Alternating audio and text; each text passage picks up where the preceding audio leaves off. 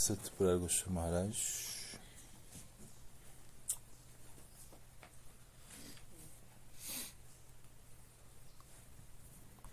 Então, vamos lá. Então, o Bhagavad Gita, capítulo 2, né? Verso 52 a 53. Quando o teu intelecto emerja do espesso bosque da ilusão, sentirás aversão para tudo que já se ouviu e em relação a tudo aquilo que haverá de ouvir. Né? A partir daí, quando seu intelecto se encontre fixo e livre da perplexidade em relação aos mandatos das Escrituras, você terá alcançado Yoga Samadhi. Comentário. Bom, no Bhagavad Sandarbha, Jiva Goswami cita o verso 52 como uma explicação da palavra Nirgranta, mais além das Escrituras, a qual se encontra o famoso verso Atmarama, do Srimad Bhagavata. Né? Este verso do Bhagavata descreve a razão pela qual que o liberado Shukadeva se sentiu atraído por servir a Krishna no estado de pós-liberação. E por que ele estudou o Bhagavata, apesar que ele se encontrava mais além das Escrituras? O Bhagavata explica que tal é a natureza das qualidades de Hari. São as qualidades e as lilas de Hari, Krishna, ao redor dos quais se centra o Bhagavata. Sua natureza é tal que inclusive as almas liberadas se sentem atraídas a tudo isso e, sendo assim, a estudar. Inclusive mais, a saborear o Srimad Bhagavatam. Em relação ao fluxo do Gita, Krishna fala aqui daquele que não fica perplexo pela doutrina védica do trabalho frutivo, né? Karma Kanda. Ele enfatiza que ao fixar a própria inteligência na busca espiritual, somente acontecerá quando já não se encontre confundido por dita doutrina, ao considerá-la como a soma e a substância de toda a proposta védica. Unicamente se poderá alcançar o yoga mediante a inteligência fixa. Bom, tendo escutado a respeito daquela morada, qual está mais além da vida religiosa, daquele espírito das Escrituras que se baseia que é a base de suas palavras, Arjuna inquiriu introspectivamente sobre aquelas pessoas as quais neste mundo têm alcançado dito destino.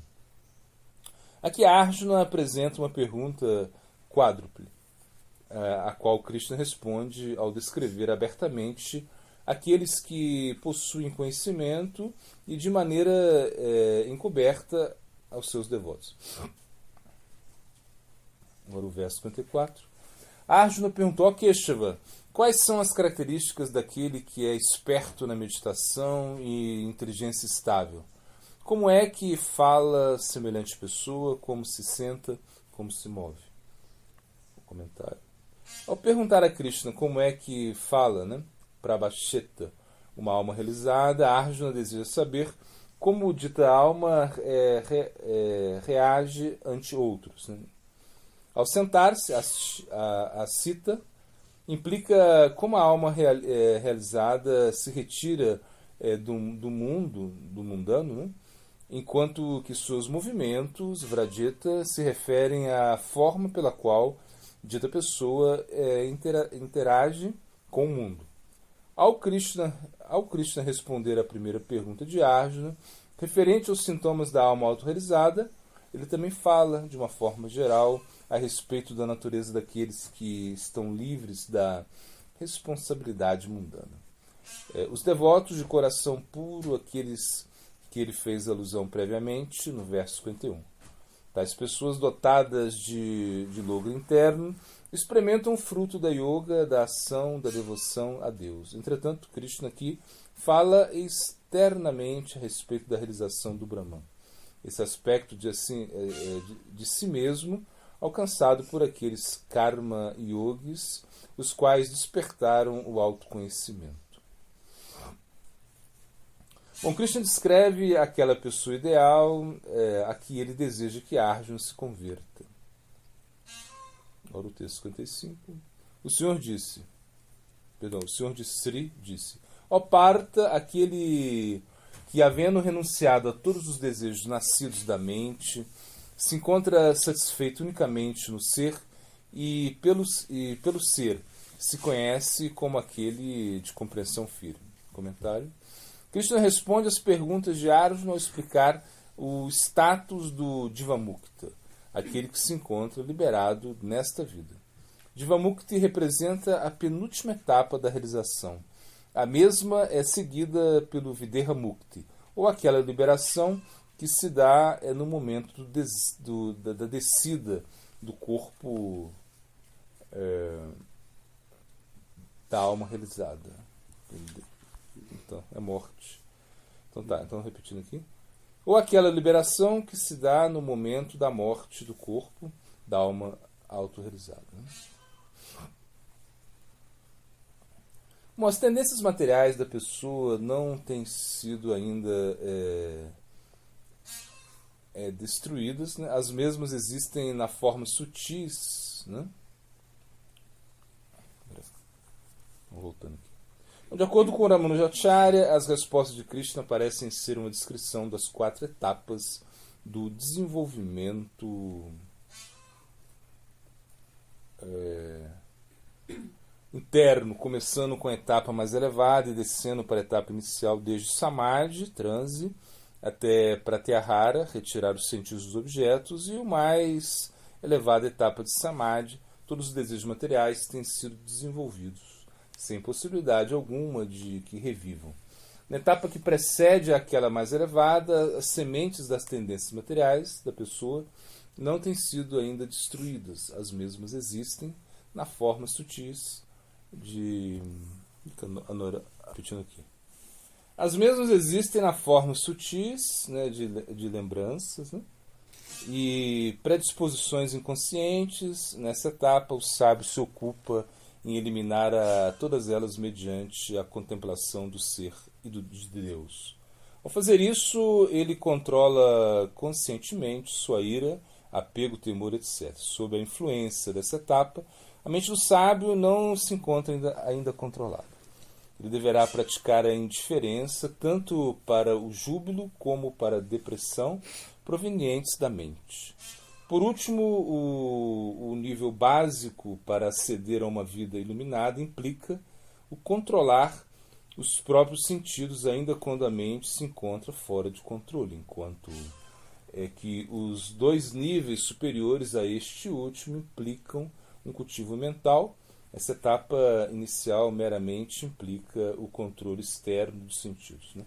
Madhusura Sarasvati contempla essa sessão com uma descrição do Samadhi, e ao sair do Samadhi, devido à influência do próprio karma manifesto, né, o Prarabdha, em sua compreensão, os versos posteriores se descrevem na forma ao que os sábios falam, se senta, caminha, representam sua saída do Samadhi. Nesse verso, Krishna fala daquela satisfação tushtha que se dá ao renunciar ao desejo. Quando se renuncia ao desejo nascido da mente, o fato que a pessoa exiba satisfação não será algo contraditório, já que neste estado o ser encontra satisfação não precisamente na mente, senão que no próprio ser. Os desejos mentais podem ser abandonados devido a que eles não são algo intrínseco ao ser, enquanto que o desejo em si não pode ser abandonado ao representar a constituição mesma do ser, o qual é uma unidade com a vontade própria. A continuação, logo em seguida, Krishna descreve como é que o Jivamukta fala ou responde ao mundo, respondendo assim a segunda parte da pergunta de Arjuna. No meio do sofrimento, é o verso, né? O verso 56. Né? No meio do sofrimento e da felicidade, sua mente nem se confunde, nem se deleita. Aquele que está livre do desejo e cuja paixão, temor e ira se tem sossegado, se diz que é um sábio de mente estável. Mas aqui o sofrimento se refere às três misérias, né? Diátmica, misérias que surgem do próprio corpo e da mente; a dibáltica, misérias que surgem da relação em relação às outras pessoas; e a didáivica, misérias provenientes de distúrbios naturais. A experiência que o Gyani tem tanto da lamentação como da felicidade são resultado do seu prarabdha karma. No caso do devoto puro, entretanto, ele se deverá isso se deve ao arranjo especial de Deus, né? Bom, de acordo com o Padma Purana, o karma aparece em várias etapas do desenvolvimento. O karma adquirido ou ao longo de várias vidas fica armazenado em uma etapa não manifesta, conhecido como aprarabdha karma. Quando essa reserva de reações kármicas começa a manifestar, se chama kuta. A partir da etapa de kuta, o karma desenvolve de uma etapa embrionária para a semente conhecida como bidya. Essa etapa de karma, do karma, qual a semente se apresenta na forma de predisposições e desejos pessoais. Como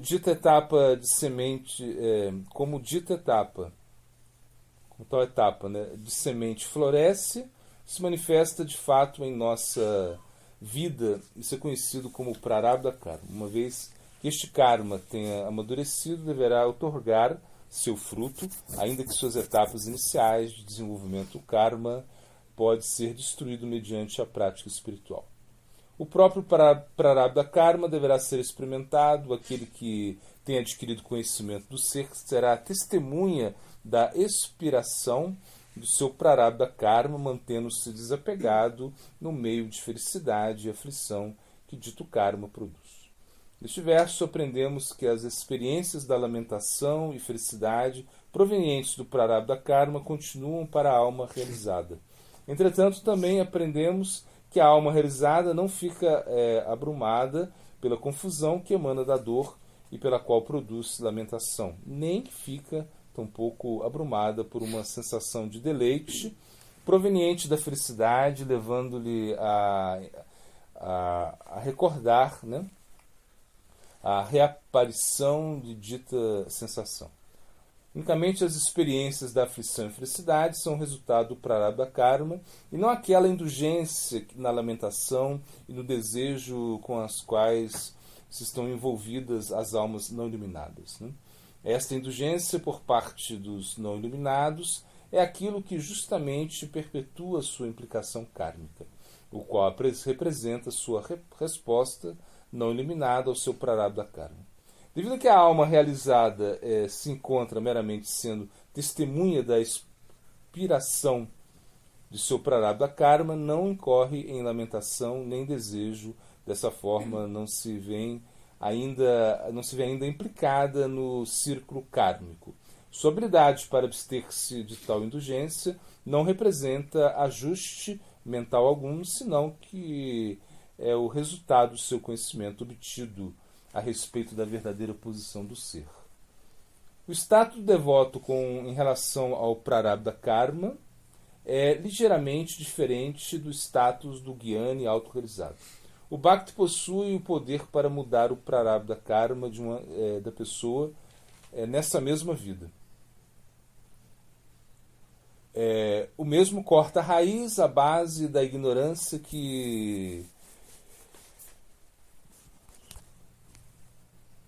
está por baixo, né, que sustenta todo o karma, porém, ao mesmo tempo, coloca a pessoa sobre a direção de Deus, né,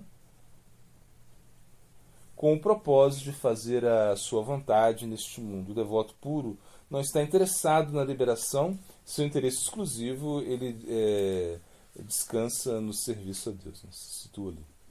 Havendo destruído o karma do devoto na ordem de Aprarabdha, Kuta e Bidya, Deus mesmo faz os arranjos para que o devoto permaneça neste mundo durante tanto tempo como Deus o considere necessário, já seja até o final dessa vida ou durante vários nascimentos.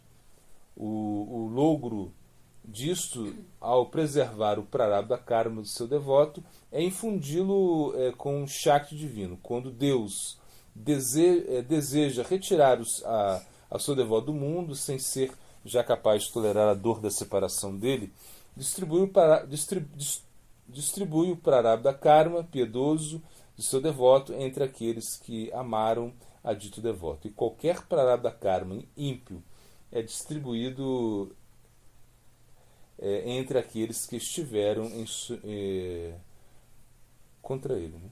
Essa é a opinião de Baladeva Vibhushana, tal como foi explicada no seu comentário Vedanta Sutra. Glossário. Bom, Adya significa aquele que não nasce, significa também Jivatma, e Sir Krishna, né, que tem um nascimento transcendental. Então a canção.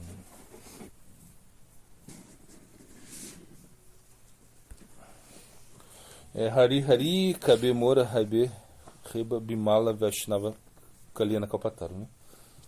Ó Hari, ó Mahaprabhu, quando chegará o afortunado dia em que Rati, o profundo amor e apego aos pés de lótus Vaishnavas, de coração puro, surgirá em meu coração, haverei então de honrá-los e servi-los, e assim todos os meus desejos materiais e anartas, especialmente a luxúria, a ira, irão embora. Né?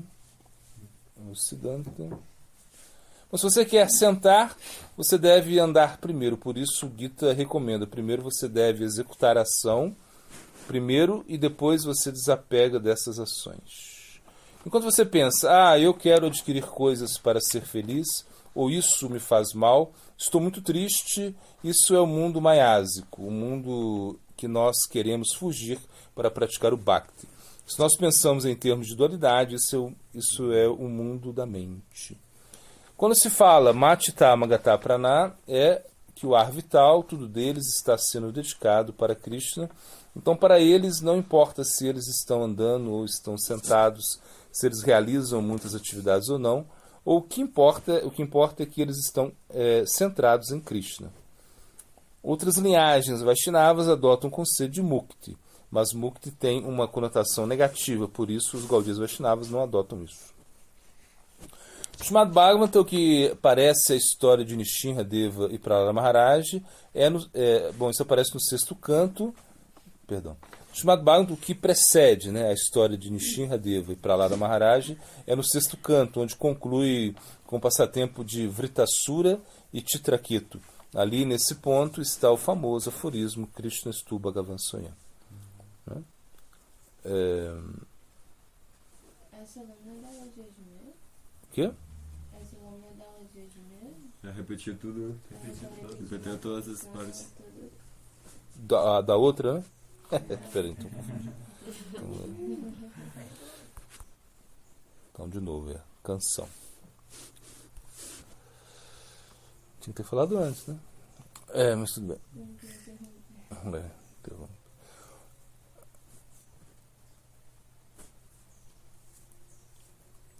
Canção.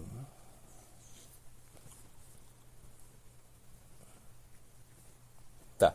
Eu anseio pela companhia daquele devoto que é completamente desprovido de todo desejo de desfrute mundano ou liberação. Aí vai lá, Siddhanta. Srila Maharaj disse que o Chaitanya Bhagavata era como um raça sem ontologia. Prabhupada Bhaktisiddhanta dizia: eu não aceito que exista carência de nada neste mundo, exceto os tópicos de Krishna. O Chaitanya Charitamrita é raça com ontologia, uma vez que existem milhares de versos em sânscrito, né? Com grande complexidade e de natureza compreensiva. Já o Chaitanya Bhagavata tem alguns versos, né, em sânscrito, pouco, né? Então não tem muita ontologia. Isso é explicado por Sri Sara Maharaj. Quando a gente percebe a lila de Chaitanya Mahaprabhu ao aceitar sannyasi, nós vemos essa decisão com emoções misturadas, porque a visão de Mahaprabhu ao tomar sannyasi era para resgatar as almas caídas. Isso dá felicidade, celebração, mas ao mesmo tempo nós vemos o do amor de seus devotos e como eles estão com os seus corações quebrados em nome dele. Bom, Haribhakti Vilas. Se o não Vaishnava é nascido em uma família aristocrática, é esperto em praticar todos os tipos de sacrifício e tem estudado 10.000 ramos dos Vedas, ele ainda não pode se tornar mestre espiritual dos Vaishnavas. Bom, aí filosofando, né? A maior parte dos escritores não merecem as árvores cortadas por causa deles.